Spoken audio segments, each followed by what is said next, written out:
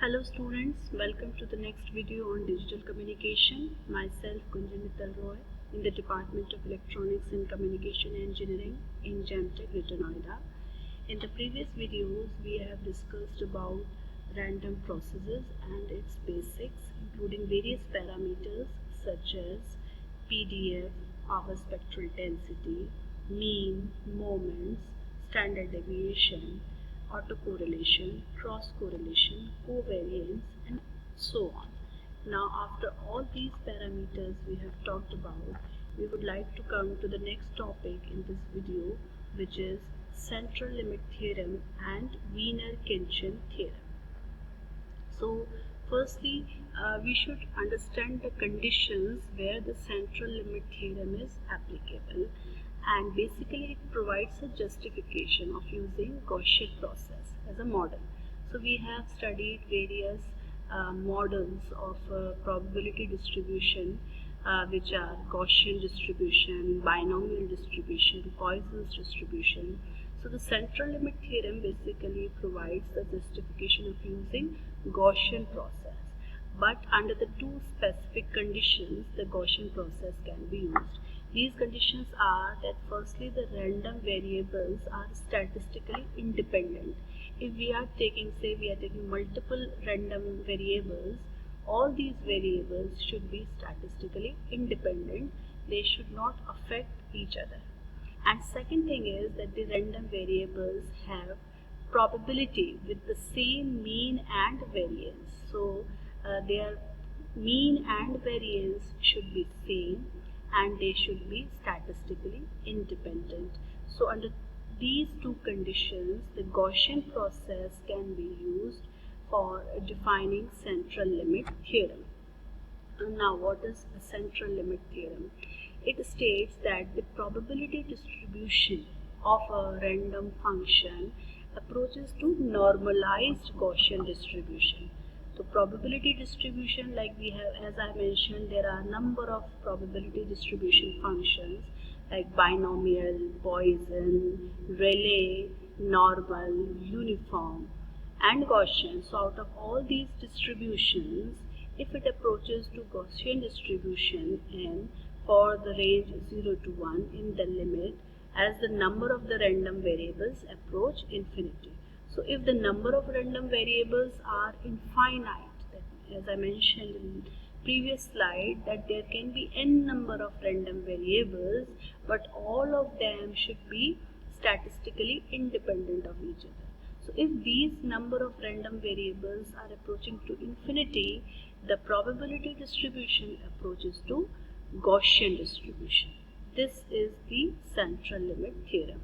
And at times when n is finite, that means if the number of distributions are number of random variables are finite, it may provide poor approximation of for the actual probability distribution. So for finite, it may provide poor approximation, but for infinite, the approximation is good by using the Gaussian distribution. So this is the central limit theorem.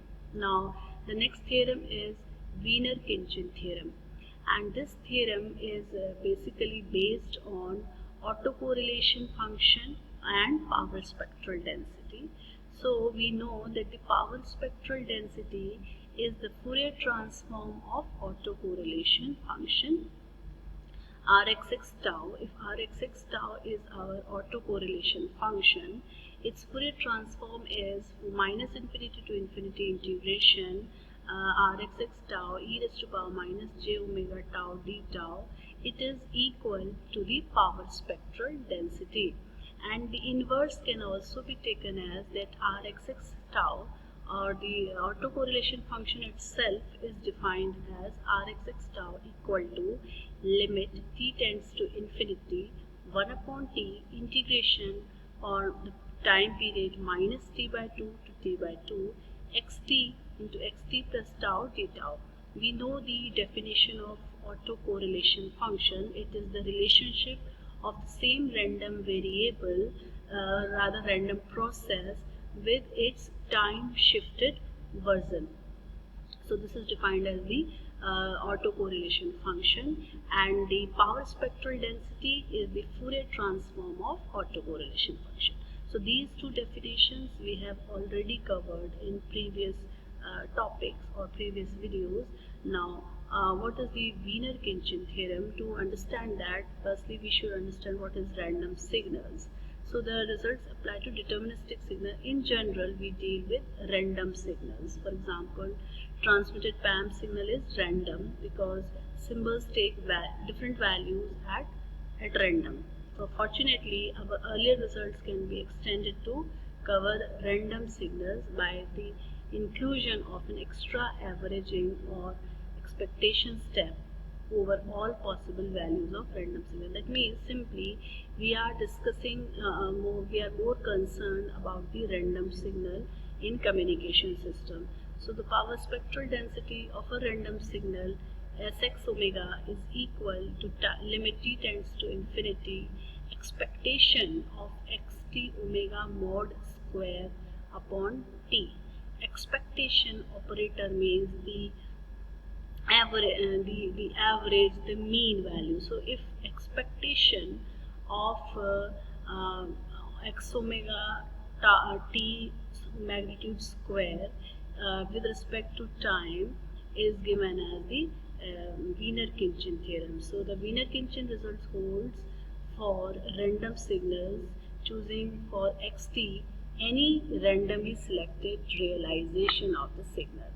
So if the random process is xt, we find firstly its power which is xt mod omega square, and if we determine its energy, we find its energy, and if we determine its power by dividing it by t, and then we determine its expected value or the mean value, then that value is represented by the Wiener-Khinchin theorem or the power spectral density of a random signal. And we should note here that this only applies for ergodic signals. And what are the ergodic systems?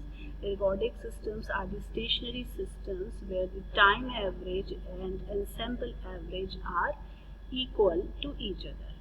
They are basically same. Thank you so much.